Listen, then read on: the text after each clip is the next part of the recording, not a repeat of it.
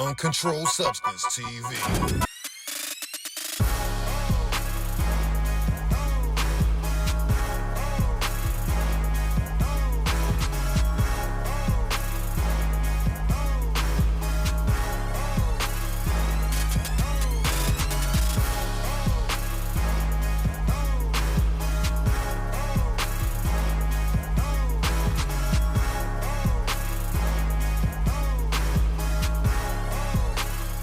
You know what I mean? The project is crazy. I'm doing a listening party. Shout out my man Clico. He just opened up a studio called X1 Recording Studio in Elizabeth. Okay.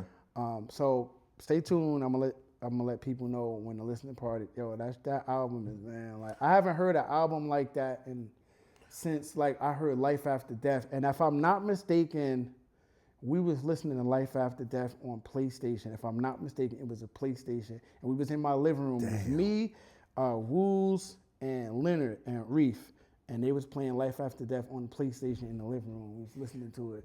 If I'm not mistaken, it was some kind of console. But so how soon or how far away from the release date are we? When are you actually releasing? It's going to come out in July, and I'm going to have the listening party in July. Okay. I'll be finished by Saturday. Oh, okay. Mixing, recording, mastering, all that shit. And so you got everything that you wanted, or you still got maybe I'm one good. or two I'm more good. things? I'm good. I'm good. I got a video out directed by Roc Davis called "Don't Know Me." Yeah, I that's got dope. another video called "Metagene" that's about to drop with Roc Davis. Crazy. Okay. Yeah. Yeah, I like the visuals of that. You Don't Know Me Downtown. I even like the message, man, because, yeah, you may have seen me in passing, you may have knew me then, but so much life has happened to me, you don't even know me, dog. That's the thing. It's like carrying that mystique. Like, oh, that's Mike from Ellery and Fleetwood and shit. Yo, Mount Vernon Arts High School. Yeah. Oh, he Christian Love, Reverend. It's Love. like It's a lot of pieces like, that's yeah, missing. but no. Nah, you don't really know. Like, some people are like, yo, I didn't know you could rap. Like, people thought I was a singer because the last couple of years I've been singing. When my daughter was born, I started singing because I would sing. She would cry, and the only way she stopped crying, I started singing. Wow. And so that's what put you into wanting to record more so? Here's the story. My man Animal Still called me and was like, yo, Rihanna's working on the album. She got a songwriting camp in London, so we need some stuff. I hit my man Hef like, yo, we got work for Rihanna. I started writing these songs for Rihanna. Yeah. Right? I fell in love with the songs. By the time I got to 10, 11 songs, I was like, oh, nah, she can't have these songs. I'm like, oh, nah. Animal Still, I swear to God, if you see this, comment under it. Say it's facts that I didn't see you them fucking songs. And they were amazing. Yeah. Right? But it was a project I had called Sketches, and I let a few females from my job hear it. And this is what's fucked up about my singing career. This girl grabbed my arm in the cafeteria and was like, oh my God. Damn. I was like, are you serious? You know how hard it is to be a good rapper? Damn. I just started singing, and I get my man Coop, my man Saz, he was like, yo, this nigga Vertical Jones is like Coldplay. He's like U2. First project I dropped, he was comparing me to Coldplay and U2. Wow. I went to the studio where my man Nova, shout out my No Genre, I'm in the studio with him. I played Swim. He's like, oh, I get it. You're like the Black John Mayer. I was like, bro, you know how fucking crazy that is? If you ever say it, can you say it again? Know what I'm saying? So it was like, what I'm saying is like, it was no effort. It was just something that was natural and fun. Something easy to and you, people but people took to it. Yeah. So then when I started letting Roc hear that stuff, Roc like, oh, let's do this video. Now I'm shooting. Yo, my daughter, the first time she got on the video, Roc is shooting her with a red cam. We in South Mountain. He got smoke bombs. She dancing in the forest. I got this African girl doing this Afrobeat dance. We shooting fireworks off the wall. Like that shit was, like that singing shit, bro. Not only is it the most fun music that I make, but the way that people receive that shit is just like automatic. Because with lyrics is like, the first thing you do when you listen to somebody, you be trying to figure out where they from. Why? He from Detroit. He from Chicago. He from Atlanta. He from LA. He from New York. So he from Philly. You know somebody from Philly because the lingo. Exactly. You know what I'm saying? Because it's the ball right. and that John over there. With me, they don't know. They think, oh, he from Brooklyn or he a fat. They always think I'm a big fat dude. They see me, we're like, oh, I thought you was a black fat dude. Yeah. Know what I'm saying? So it because you do hear the breath. You do hear the breath in the music. So you know what I mean? So it's like the singing shit just happened, like, but it happened from Rihanna. I was writing these songs for Rihanna. It was not for me. But when I heard myself singing, I was like, wow. This is it. I found something. Yeah. And you kind of, like you said, you had been doing it for years and years and years prior, but just to have a dedicated singing project was something new for you. I want to shout out Chris Classic. He has a fragrance line called Savoir Faire. He's from New York, but he moved to Atlanta to start his brand. But at one point in time, he was living downtown North. Okay. Right? And before he got into the fragrance thing, he was big into the music licensing. So I was trying to consult with him, like, yo, how do I break in? And I sent him sketches, and he was like, yo, you got something. He was like the first industry person I let hear it. Mm-hmm. I don't even think Animal heard my bad, bro. I didn't even send Animal the songs. Never. I never sent it to him. But I let Chris Classic hear it. He was like, yo, I think you got something, keep working.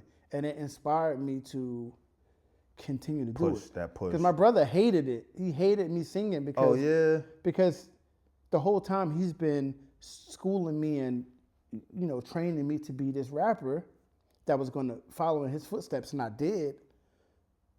But sorry, when them girls heard me sing, bro, you didn't see the way she grabbed my arm. That did something for you, That was different. She grabbed my hand to my arm. I'm in the middle of the cafeteria. I'm looking around like, yo, this is crazy. I'm about to sing some more. Damn, I know that. Wow. It's just different. Like, so I say this to any artist, like, you should try to do a lot of different things and you just see what the response is. Something that may come really easy to you, yes, that may be the thing. Like you were saying before, you're doing music and you start doing it, it's like, I'm kind of good at this. Exactly. So I want to rewind a little bit because when you was doing the videos with Roc Davis, who comes up with the treatments for these videos? Is it like a collaborative effort for that, or? I did a song called Say Goodbye to the World. This kind of kicked off everything.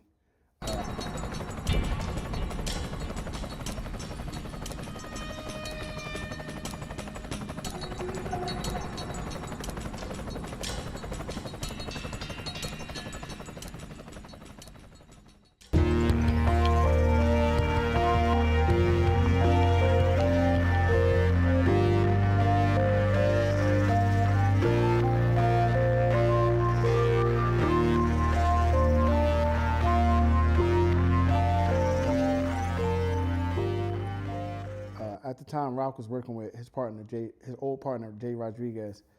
He heard the song, he's like, yo, let's shoot the video. I'm like, hear a song and be like, we go shoot this video. I'd be like, okay. And he has this whole thing, and then like that is usually how it goes. Okay. Now with so this he has project, that vision.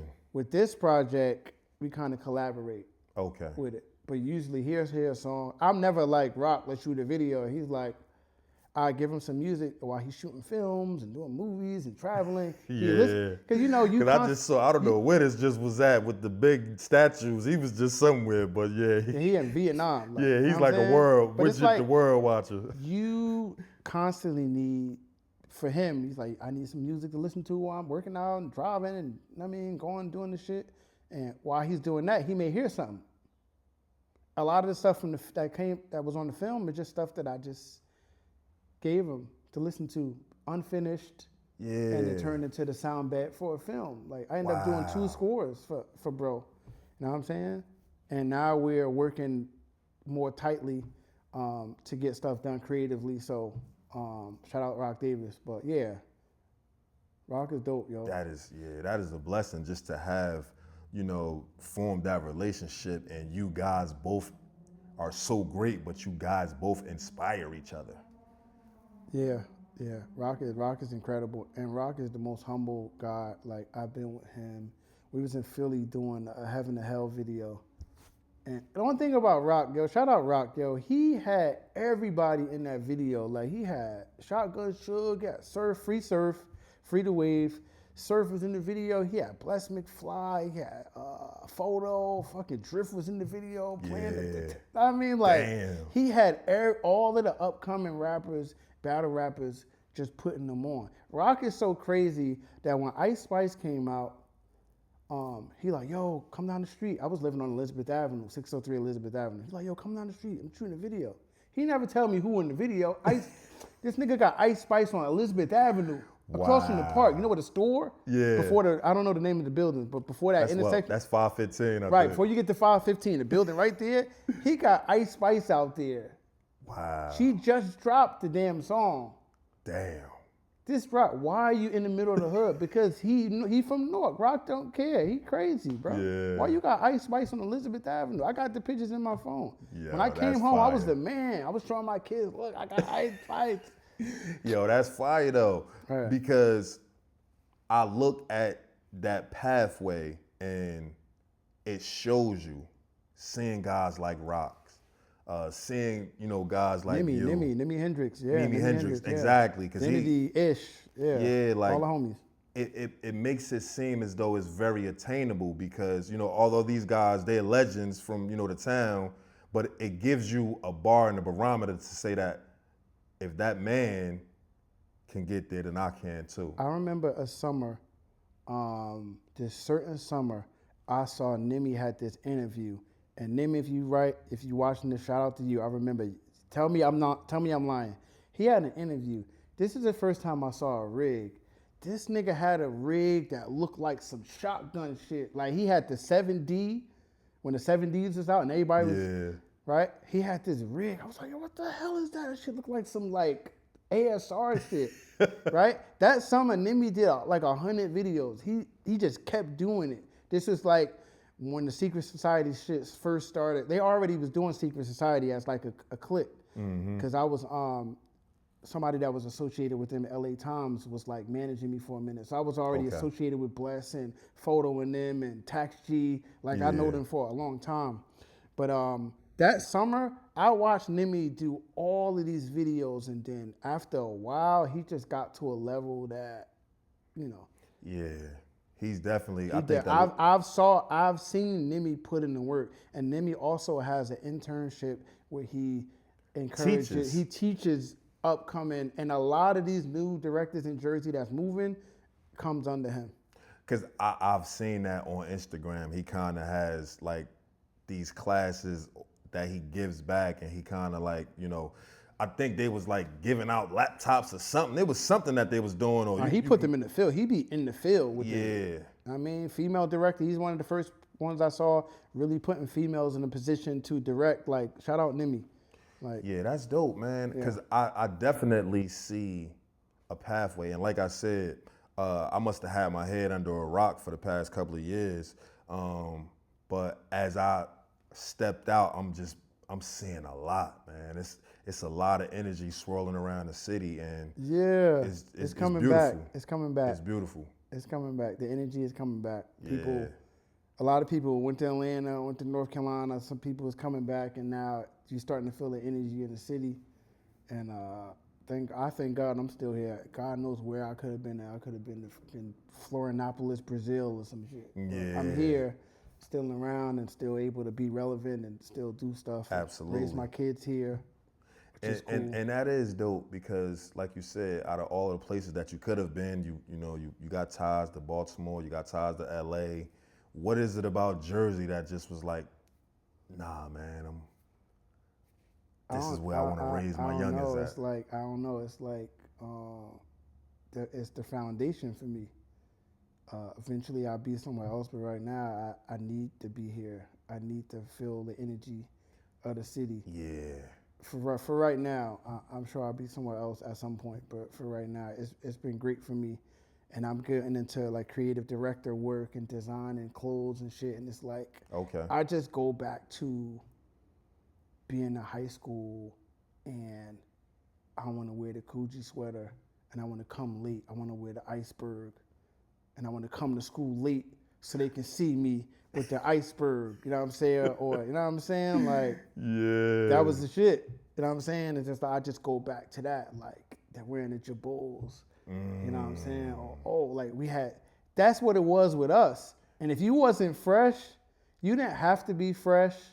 But if you was dusty, they was definitely hiking on you. Because that's what I was about to say. You ain't really necessarily had to be fresh, but you had to be clean. Right. If you was dusty, and hiking was a thing. It was no bullying. Oh yeah, you getting hiked on. You definitely getting hiked on. If you clean, you getting hiked on. If you fresh, you getting hiked on. Like, that's just what it was. It could be, yeah. It's going down. Right, for sure. So it's like, it's something about being here and even like dropping this album, like being able to tell these stories. And now I'm the OG. I was a young dude. Now I'm the OG. The young dudes is looking to me like, yo, Ver, how you do this? And I'm just like, damn, I just was And can you 23. Can you speak to that? And so, like you said, you know, there's a lot of, you know, young cats in the city that are doing their thing.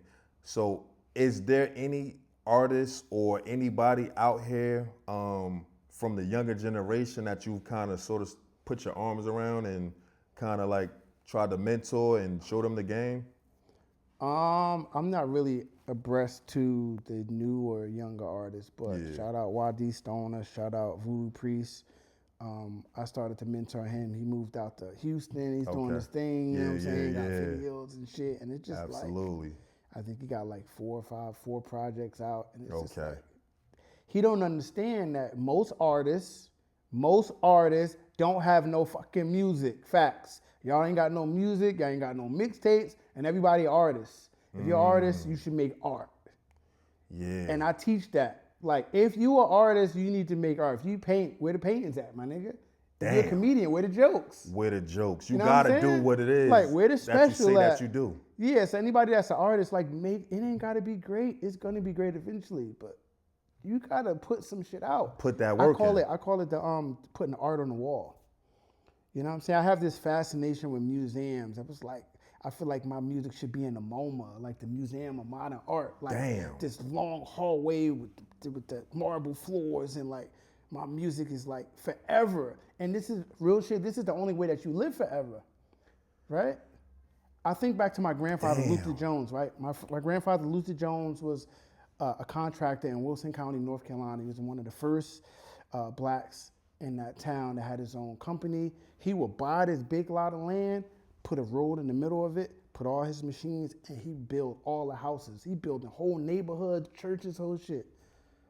What would I give to have a YouTube channel, right? Watching my grandfather build wealth in the Jim Crow South, him talking about him dropping out of school, but still making all his money in the 60s and the 70s. Like, my grandfather was doing modular homes in like the 70s. Damn. You know what I'm saying? So what I'm saying is, if I could watch him talk about business, talk about building wealth, talk about him raising my father and my aunts and my uncles, that's all I would watch. Yeah. So I feel like people are not looking at content creating from the right lens. Y'all thinking about views. I'm thinking about my son's great-grandson watching my shit. Like, oh, look at Pop making that face. That's that face he be making. That's how I look at it. Damn. You know what I'm saying? So this is how I live. I live every time I do an interview, every time I drop a video, a song, anything, a picture, I live forever. Because when I'm gone, this stuff will still be here, but I won't be here. But the art will be here. That's why people are still talking about Basquiat, and he's been gone. They still talking about him. Damn. The nigga Snoop got an album on a second track. He said, I got a Basquiat sitting in my living room. It's 2025. When did he die? In the 80s? 90s? Early 90s? Damn. They still talking about Basquiat. He been gone, but he's Put lived that forever. art on the wall. Put it out. Put it out. Damn. Yeah. See, I feel like, man, your thought process, like your energy with the music, just your concepts, man, you'll be talking your shit, bro. It means something to me. You know what I'm saying? It's not like it means Back something. to the passion. It means something. I was studying buckshot. Like, you know what I'm saying? I was looking at how cool, when I saw the I Got You Open remix, and they in the park with the hockey jerseys and the Timbs and the fucking North Faces, like before that shit was even a thing. Yeah. You know what I'm saying? When I'm seeing Mr. Cheeks and Freaky Ty, like looking like North niggas. Like they look like straight North niggas. Yeah. Swamps. Uh-huh. You know what I'm saying? Like they look like, you know what I'm saying? Niggas from down the way and shit. You know what I'm saying? So it's like, this shit matters to me. I it's like, I'm trying to carry the tradition. Like I came in with the stamp from the OGs and now I'm an OG and it's like, I still have to keep it to a certain standard. Exactly. You know what I'm saying? All the way, my whole career, like everybody know I did my best. I put my best foot forward. And when it's all said and done, I got a lot of shit for people to relive, re-experience, like, you know what I mean? So that's why it's not like, oh, he's so dope. Yeah, it just matters more. Yeah. You know what I'm saying? Kind of like Kobe. It's like, what's the difference between T-Mac and Kobe? It's not talent. T-Mac was probably more talented, more athletic, bigger, everything. Yeah. It mattered more to Kobe, and that's why Kobe was better. Yeah. It just mattered a lot more to him. It's just the effort that you put out to it. Right. It's like the energy you put in is what you're going to get out eventually. Like we said before, talent is only going to get you but so far. It's a story with Allen Iverson. I think it was around All-Star break. Allen Iverson, AI, is having dinner with Kobe, and they chopping it up. They're like, yo, I'm about to go to the club. What you about to do? He's like, I'm about to go to the gym. Damn. Yo, Bean, like, I'm going to the gym. AI, like, I see you later. I'm going to the club. We got bottles. Like, you know what I'm saying? And it I had this conversation with one of my guys, and we be popping shit about sports all day. But like, Iverson could have literally lasted another several years if he was able to dial it back and take like a maybe a coming off the bench type of role or like a not starting point guard type of role, but he just didn't have that in him. Everybody knows practice, the infamous practice, but you got to put that work in. Imagine how much better he could have been if he would have went a little harder. I was looking at this thing because my son Alex, shout out Alex, my 9-year-old son, my daughter Symphony, he's into basketball now. So we were watching the thing about Jordan, and Craig Hodges is like, yo, nobody ever beat Jordan at suicides in practice. He always was first in suicides. Damn. Now think about that. The proclaimed GOAT, greatest of all time basketball players, if you ever did suicides in practice, the best player on the team, the star, practice, Jordan. Craig Hodges said, he was like, yo, you wasn't beating him in practice at suicide. And that's insane, because I that's just all saw it the other day. gut. I'm like, that's crazy. That's all gut. It's all energy. It's all effort. Yeah. I'm Jordan. Suicide? You do suicides. You do it. Exactly. Give me the whistle. All right, you do it. Yeah. It just shows that it just matters more to certain people. Like I was talking about Tyler. It really matters to that dude. You listen to him talk about music. You listen to Pharrell talk about music. Yes, he's rich, but listen to him talk about Stevie. And listen to Tyler talking about Stevie and how he really understands that shit. It just matters more to certain people. Yeah. And that's the clear difference. And I think if I got anything from what you've been saying, it's like, you gotta dedicate yourself to your craft. You gotta kind of almost lock yourself in and forget about the outside world for a second. Lock yourself in that lab and do what you need to do, and you'll know when it's time to come out and show everybody. You'd be so excited that you can't help yourself. You can't hold it. You can't, like, you'll be like, oh, nah, this needs to be out there. Yeah, that's how it is. But the thing of the catch-22 is, if you're not in the lab working at it, you would never get to that point where you get so excited, because you're gonna be trashed at first. Yeah. You're not gonna like your voice. You're gonna think you can't sing, you can't hit the key, you're pitchy, you don't like the way your voice sounds, you rap, you can't get the flow right, you can't count bars, you keep messing up words, it don't make sense, you sound too much like this person. After a while, all that goes away, but it takes the practice though. Take a lot, and it take imitation. You have to imitate. Sorry. I pretend I was from Queens. Yeah, son. Hey, yo, son. Hey, yo, son. Whole time, whole high school. You know what I'm saying? I'm from Queens. I'm from Ivy. I ain't from Queens. Yo, son. I ain't from the buildings. I'm from Fleetwood Ellery. Yo, son. Hey, yo, son. Hey, yo, son. You know what I'm saying? Like, funny as hell. Yeah. But after a while, you go through a heartbreak and you really start writing about how that girl broke your heart. And then my baby mother died, and I start really writing about that shit, like damn. And the pain The pain spills through the pen. That and the authenticity, the honesty in what you're saying bleeds through, so the influences get blurred a little bit. You hear it, but you hear it now. You're hearing me. You're hearing how I like to laugh. So my album, when I listen to it, it's funny as hell because what I do with words is just hilarious. Like I'm gonna drag a word, and you're gonna be like, but you're gonna remember it to make it rhyme with that one, or because. If I'm going to release something, I want people to listen to it. That's another thing about me. If I release it, I could just keep it for myself and just listen to it and enjoy it. If you hear it, I want you to listen to it and like it. Yeah. And let it to be the soundtrack to your life. Or I could just keep it, like a lot of my music. Yeah, I probably got a couple thousand songs you never hear. They're good to me. How important is that when people come to you and they quote this line or they quote that line and they actually connect with the music with you? It's not important. It's cool because it's cool to me. Yeah. It's cool to me, bro. I like it. No matter what. I don't care if you like it, nigga. It's fire to me. Yeah. But the catch-22 is also, I grew up listening to Illmatic. I was in 6th grade when I was in Mr. Wild class when Doggy Style came out, nigga. Damn. When the Above the Rim soundtrack came out, I was in Mr. Wild class. And I heard that. I heard AZ's Do or Die.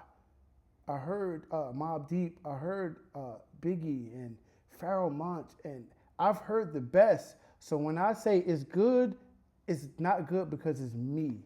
It's good because it's good based on that standard. The standard that I learned that I needed, this ceiling that I had to reach. And I worked for 25 years to do that.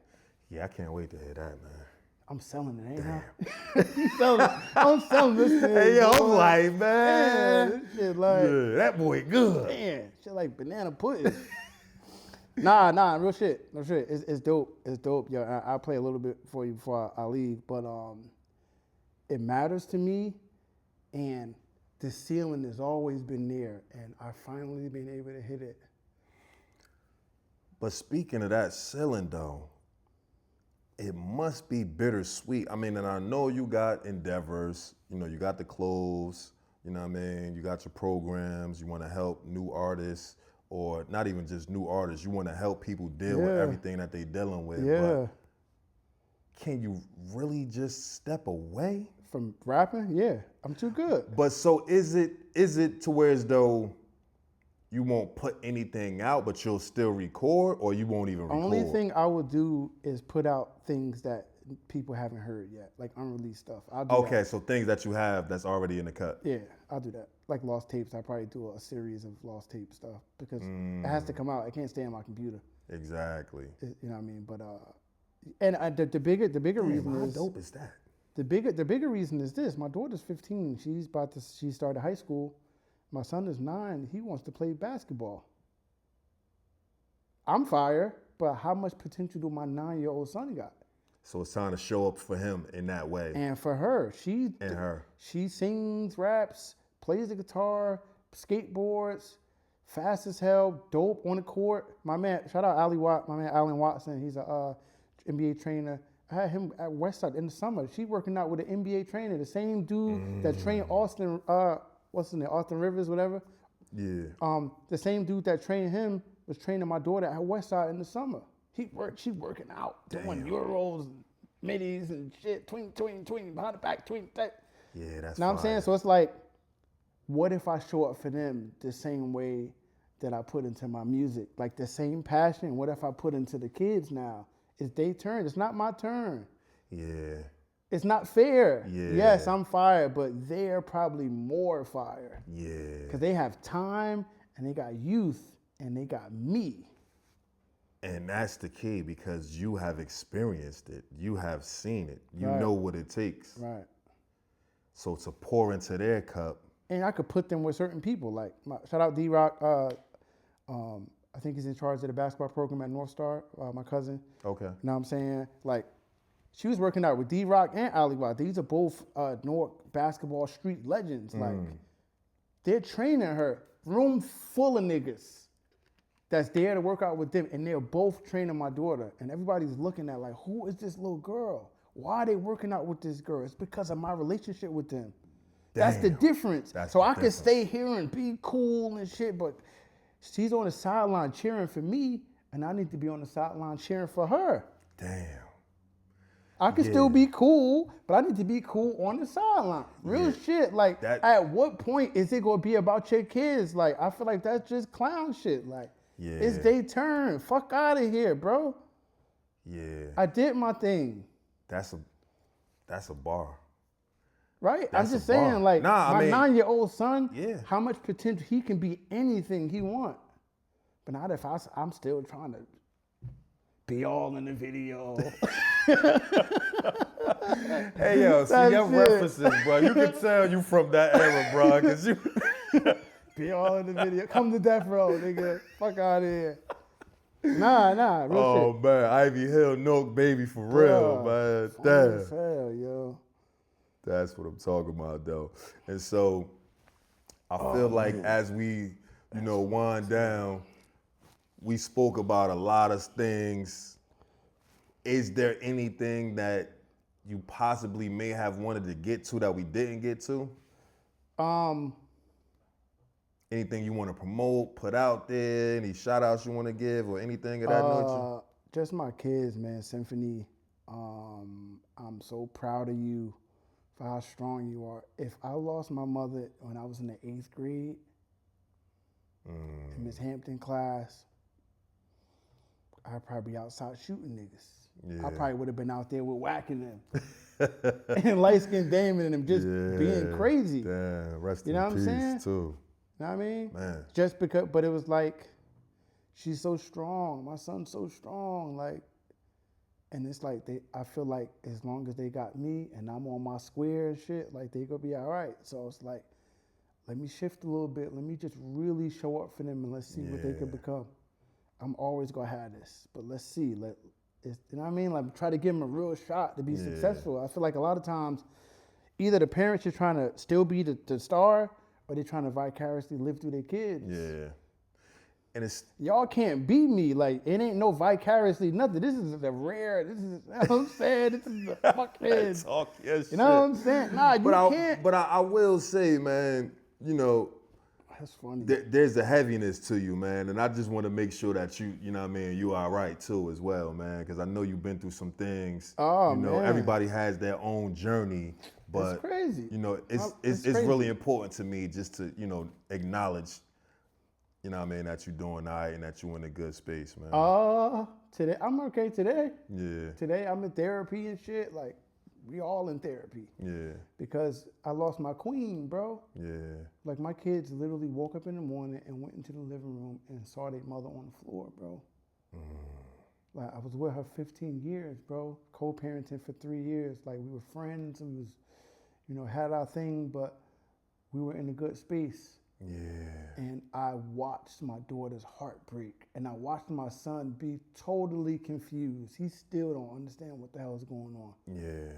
So my heart breaks for them, but it also gives me that drive. why. Like, every time it's always like, what's your why? My why, like my kids, like my son's face, my daughter's like, she hard. Like, she go hard, bro. And it's just like, I just want to shout my kid. I got a lot of friends, a lot of homies. Shout out Phenom, shout out Giss, Docs, YD, DK, like all of the homies. But my kids, bro, like, shout out my kids, bro. Yeah. Shout out Symphony, shout out Alex, shout out Griselda, my cat. But not real shit, because that's my family is my daughter, my son, and my cat. Like, that's what it is. Like, shout out to my family. That's it. Like, and so as a man, right, when something as tragic as that happens and you have to switch from being, just the natural provider to also more of the nurturer as well, I know that was a very, very challenging. It was confusing. Yeah. We was talking before we off the record, and I was saying how I pray, and I just talked to God like, yo, fam, like, am I enough? Like, yeah. You know what I'm saying? Like, I'm supposed to like, my son to just come in the living room and hug me. Before I leave, he hugged me like 3 times. And it's like, oh, okay. I'm learning. I've been a single dad about 1.5 years. I'm learning the fine line between being a gangster, for lack of a better word, because to be a single dad, be a father, you got to have a little gangster. You got to be willing to knock a nigga head off, like real shit. Like at any given moment, like somebody mess with your kids or something, the safety of your kids is in danger. You need to have the protector. If you don't have it, you will develop it. So it's like going from that to being soft, to being able to cry in front of my kids. They know I don't give a fuck. I will cry right here. Motherfucker, you ain't been through what I've been through. Not only did I bury my queen, I carry her body out of the house too. You know what I'm saying? Damn, bro. So love for me means something different. I loved her to the last day. You know what I mean? So it's like, and my kids saw that. They saw how dad stood tall even to this day. When I go to her old job and shit, they see me, I'm still respectful. I'm not out here moving crazy. You know what I mean? I still hold her to a certain regard. Absolutely. You know what I mean? So it's been crazy. The music's definitely helped. It's definitely helped big time. I can only imagine, just being able to come up, construct these bars, put them together, and to get them out. Because, the art is the therapy. It is, and you have to do it. And like I said, I will say it again. You ain't gotta release it, but you gotta record it. Gotta do it. You gotta do it. If it's fire, you gonna know. You gonna know what to release because you ain't gonna be able to play in your computer. You ain't gonna be able to just play it in your headphones at work. You gonna let somebody hear that shit. If it's good to you. So So I guess for a person, let's just say he has $2,500. I don't know. What is the setup that a person would need to get that wants to start doing that? I don't know if 2,500 is enough or anything, but I just put that number out there. All right, look. You go to Mac of All Trades, right? That's the website. Google it, Mac of All Trades. This is where you get the Apple computers for the low. Go on Mac of All Trades, you get an iMac, right? $500, $600, boom. You get Logic Pro, however you get it. And that's all I'm gonna say, right? You get Logic Pro, you get a Splice account. A Splice is a website that got sounds and shit so you can make your own beats. Also the beats, the sounds, Sound. percussions, everything, all the drums, all that. Just take this, I like this piano, I'm gonna put a drum, boom. I got a beginning of a beat, I'm gonna start writing. You can just add to it later. Okay. Mac of All Trades for the computer. You get Logic however you get it. If you wanna buy it. So Logic is what actually makes the beats, or it's the recording software? It's both. Okay. Logic is cool. Pro Tools is the standard, but if you're an independent artist, you want to be able to make your beats and go right to cutting vocals. So you want to get Logic, Mac of All Trades for the computer. You can get something called a Scarlett. That's like $150. It's a box. You plug your headphones, you plug the mic in, you can record with that. That's $100. We ain't even so the Scarlett. We ain't even going. We go do this in like $1,200. You could just. Okay, so the other 13, you can invest that in paying the bill or something. Let's just assume they don't have. Let's say they got $1,000. Okay. You could do this with $1,000. $1,000. The mic is $100. The interface is $150. The computer maybe $600. You get Logic, however you get it. You get a Splice account. That's probably like $10, $20 a month. Yeah. And you come talk to me, and I show you how to do it. And then now. Because mic stand, you need speakers too. So maybe $1,200, $1,500. Okay. So the point of that is to invest in yourself. You have to get them 1,000 hours in.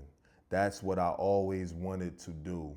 I wanted to show people. I wanted to be able to tell people. I wanted to be able to provide a way. I know it's a lot of y'all out there that's rapping. You're going to this guy's studio, you're going to that guy's studio, but ladies, women as well. Ladies, listen to me good. You already got your own apartment or house. You have a spot for that computer. Get you a ring light. Vertical Jones on Instagram, hit me up. You know what I'm saying? I will let y'all know how to do it, where to get the stuff from, so y'all can be in the comfort of your own home with you and your homegirls or your kids or whatever, you could be doing it because it ain't safe out there. It ain't safe for you. You ain't safe out there, fam. It's me. I'm telling you, all right? You're not safe out there in these studios in the middle of the night. Yeah. And I do feel like there is a certain energy around protecting women because there's some bozo shit that's going on out there. This is creep. Not around me, man. Bro, at the end of the day, like, if you want to talk to shorty or you want something like sexual, you want something to happen with her, you approach her like that. Don't act like you go to make her dreams come true because you trying to whoop some shit. Like, you know what I'm saying? Like, you really want to whoop some shit, but you gonna act like, oh, I got this song I got to do for Chris Brown, and let's hurry up because now it's a whole thing. When I start doing my classes, yo, it ain't safe for you out there. Like, niggas is creeps at the end of the day. If you not bold enough, if you ain't got enough aura to really approach a female and say, this is what I want to do, I want to take you out, da-da-da-da-da, don't act like you going to make her dreams come true. Don't act like you know Chris Brown's producer or some bullshit. Exactly. You know what I'm saying? Oh, I know Doechie's engineer, so I can get you, and now next thing you know, you rubbing on her. That's clown shit. Yeah. Just say Don't hide your intentions, man. real shit. Ladies, you know I'm telling the truth. Like, you know I'm telling the truth. Get your own stuff, yo. You already got a place to live. You already got Wi-Fi and shit. Do that shit, yo. Do that shit, yo. Absolutely. I'm telling you. You heard That it from was for free. That's the real shit, bro. And ain't no dudes out there nowhere telling females that because they want to be predatory. Like you said, they trying to whoop on shit. I'm sad. I want to whoop too. I want to whoop, right? I'm telling you, if that's what I want to happen, that's what I want to happen. I'm never using my art. That's clown shit. This shit too important to me. This is the MoMA. You know what I'm saying? These are mausoleums and shit. This shit is like, you know what I'm saying? This shit is very important. I don't play. Any females, y'all leave a comment when this shit drop.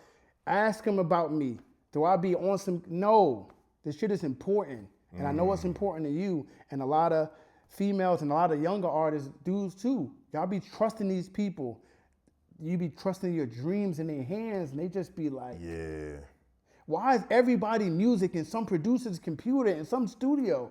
That is, it's like 90% of y'all. Y'all don't got y'all music in some producer's computer in some basement in somebody's studio. Facts. Leave a comment. I know what I'm talking about. You know where my music at home in my computer. I got all of it. I got all my masters for whatever that's worth. But that's powerful though. Was that something that you worked out years after the fact of being able to acquire all your own music? I always had my music. That was always the thing. Remember, I was doing, in high school, I was already, shout out Hef, we were producing our own music, recording on 4-track recorders. I got the tapes. So, but you always hear that someone has gotten beat, the horror stories of being in the industry. How, at such a young age, you signed your first deal at 18? Yeah. How were you knowledgeable enough to represent yourself in that manner to where as though you were able to? I had parents and had a West Indian female lawyer, Yvette Sterling, from Jamaica. Yeah. And she didn't play. She didn't play. She did not play with me. She saw that contract and she was like, I don't think you should sign this. Okay. But if you want to do it, let's do this. And if they don't do this, this is how we get out. Okay, so she made certain amendments to it. Yeah. And once I was out of that, I stayed out. Because I feel like everyone has to do that one where you're going to learn from. You're going to gather that information. Oh, yeah. It's kind of like Rite of passage on yeah, because you're going to get that information. You're going to learn. Oh, yeah, I got nothing dirty. That deal happened and all that Interscope shit, I didn't get a dime. Niggas took me to schemes and took me shopping and that was it. Niggas had Damn, he said thousands of dollars. schemes. All right, I'm just saying, I'm from the city. Like, Yeah. everything you gotta say valid, bro. Like, you know what I'm saying? But I had to learn. But I didn't get the money from the deal, but I got the experience and I got out. And when I got out, all the producers zip disk. I had all my beats on the zip disk and the SCSI drive. I had all of them. Whole bag full of zip disk. That's every beat that I made when I was on the label. I got all of it. Damn. All the music, for whatever that's worth, at least I got it. At least it's not in some producer's fucking studio and I don't have access to it. But that's big because I feel like you getting that, like you said, it was a rite of passage. You learned on the fly in the bigs because you going, as a callback to earlier in the episode, you were at Arts High and that was a level. First you was in your house and that was a level. Then when you got to Interscope and started doing it with them, I assume they kind of had top line, state of the art equipment and everything. We was in the city, it was all of that. You know what I'm saying? We was in the studio. I remember, I think it was Soundtrack Studio. I think Flip Mode Squad was downstairs and Mobb Deep was next door to us. We was all in the same building. We was all working and, Yeah, so you may have not gotten your proper splits, but you got training. the knowledge. The knowledge is... The training was crazy, bro. The training was crazy. Been around, but I have my music and it means something. It don't gotta mean nothing to nobody else. It means something to me. And it's gonna mean something to my kids. I mean, it means a lot, bro. Yeah. It definitely means a lot, bro. Like you said, there's so many people who haven't put out anything as an artist. And they're dope. And they're dope as fuck. No albums. I'm an artist. Bro, you have 30 bodies of work, mixtapes and albums. Ain't counting. And counting. I'm dropping 3 projects this year. Because you're not done. And he's not done. Bro, this Monochrome Season 6, this album is so fucking hard, yo. This album is so fucking raw, yo. I swear to God, yo. This the hardest. I haven't felt like this since, let me try to think. I don't know, maybe when I heard Life After Death, maybe when I heard Shine album, maybe when I heard We Are the Streets, when I heard I Am. Like those feelings that, when I heard Purple Tape. Oh man, that Purple Tape. Those skits. And when you heard, not Iron Man, what's the one? Supreme Clientele. Supreme Clientele. When I heard Supreme Clientele, Iron Man was classic, but when I heard Supreme Clientele. Yeah, Supreme Clientele. That was with the Indy 500 on it. Shake that body, that body. Yo. But that was our era, shout out bro. Ghostface. I recently met Ghostface, super cool. Like, shout out to the OG. I actually let him hear something I was working on the other day, and he said it was cool. So he definitely, when I met Meth and Ghostface, it really inspired me to let me just really get in my shit, yo, because I saw how they was stars, yo. Yeah.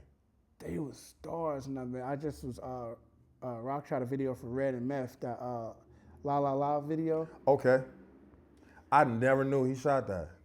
We was out there, it's cold. I don't know, Roc, I don't know why it's always cold when shooting videos, but we out there, Red and Meth out there, over there, Abberton Walls. It's this whole spot where they got graffiti. Okay.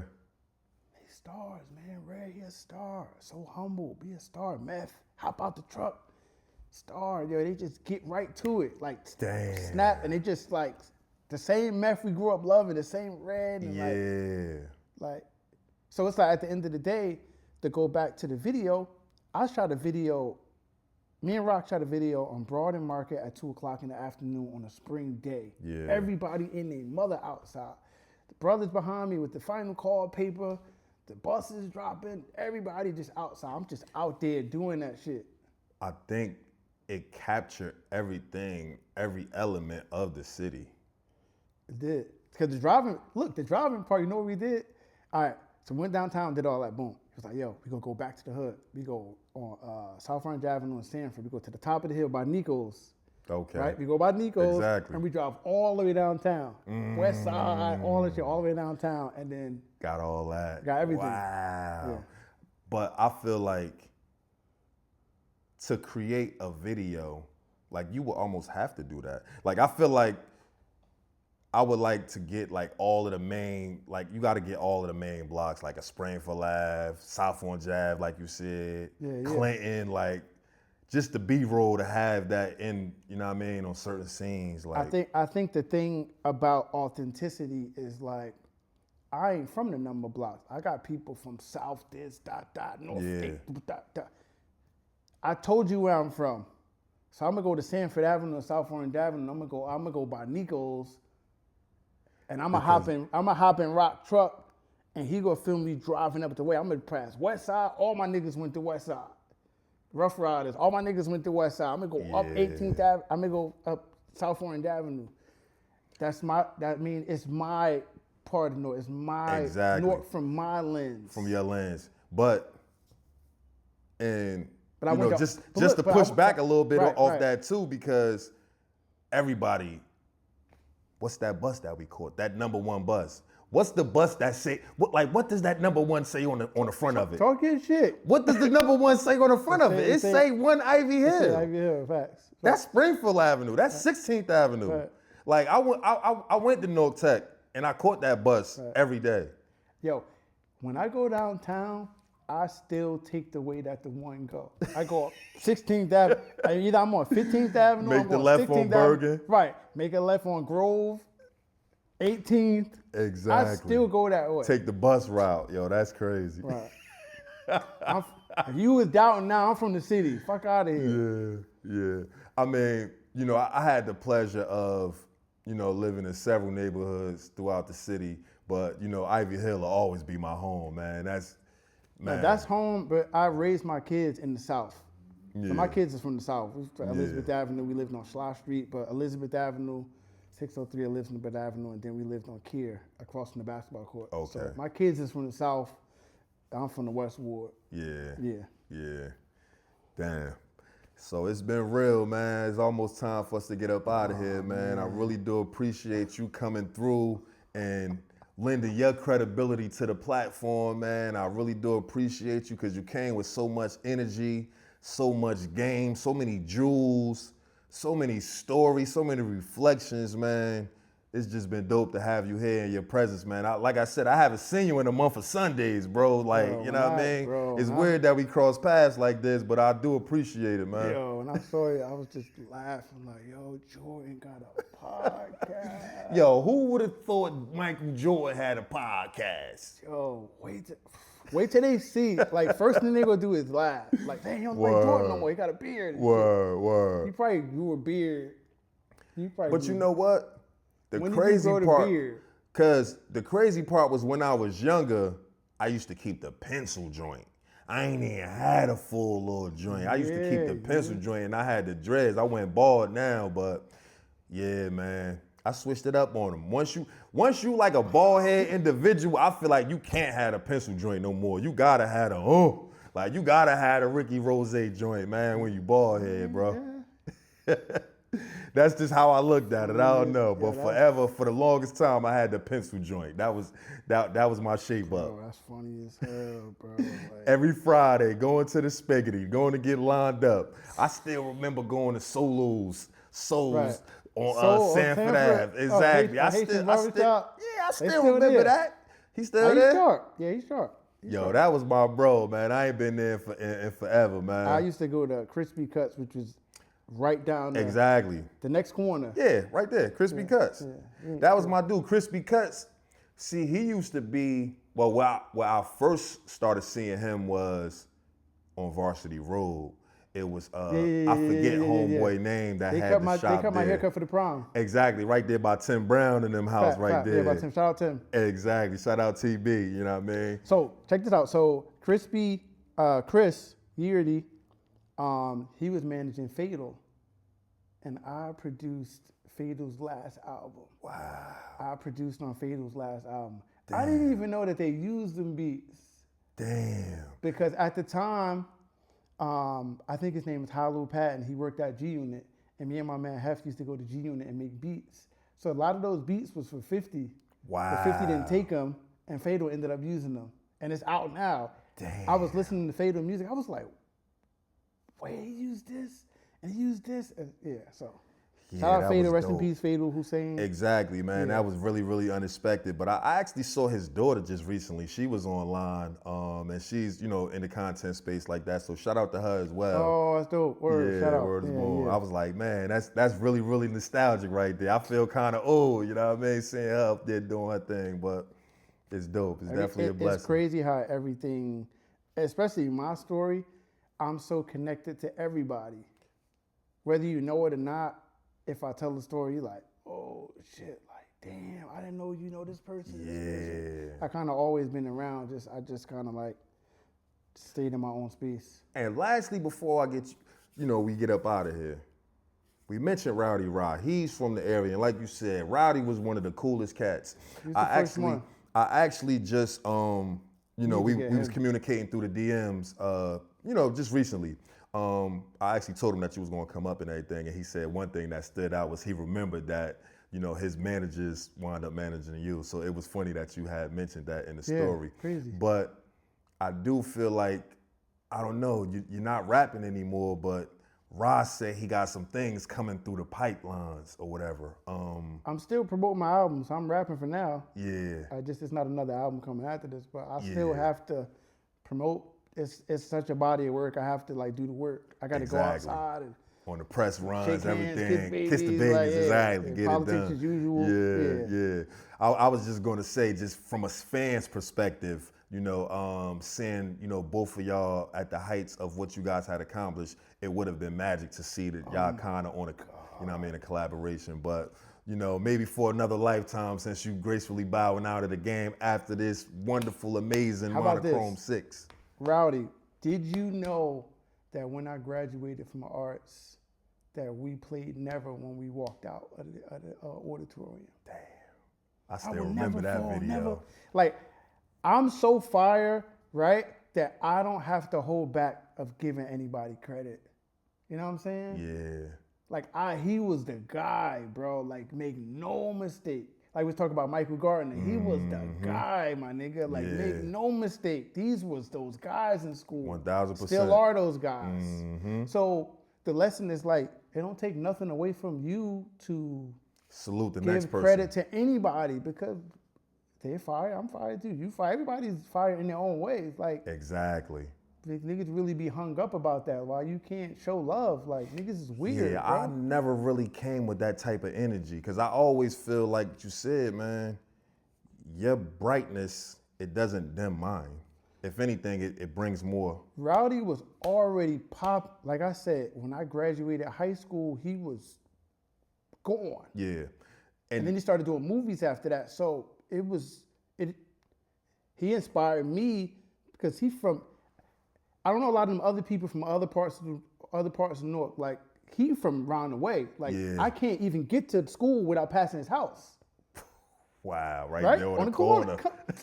Come on, man. If you from around the way, like, you know what I'm saying? So it's like certain people that was immediately in our community, like, inspired niggas to just like, I could do it.